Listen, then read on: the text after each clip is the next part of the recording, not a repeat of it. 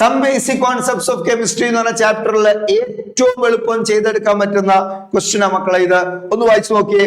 An organic compound has an empirical formula CH2O, its vapor density is 45, the molecular formula of the compound.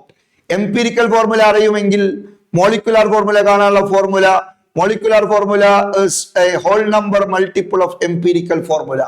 N into empirical formula. ആ n find out ചെയ്യാൻ n is equal to molecular mass divided by empirical formula mass.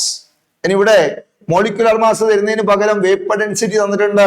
So അങ്ങനെയാണ് molecular mass എന്ന് പറഞ്ഞാൽ 2 into vapor density ആണ്. 2 into 45 എത്ര വരും? 2 into 45 90 ആണ്. അപ്പൊ 90 ആണ് എന്ത്? molar mass. ക്ലിയർ ആണ്? 90 ആണ് molecular mass. empirical formula mass എത്രയാ? empirical formula CH2O ആണ്. അപ്പോ empirical formula mass എത്ര വരും? ഒരു carbon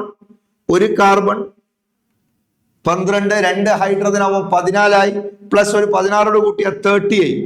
so empirical formula mass 30. So n is equal to molecular mass 90. molecular mass 90 divided by 30 എത്ര? 90 divided by 30 3 എന്ന് വരും. സോ അങ്ങനെയാണ് molecular formula equal to 3 into empirical formula CH2O. So the formula of the compound is C3H6O3. C3H6O3. ഏതാ answer? Correct option D. Okay.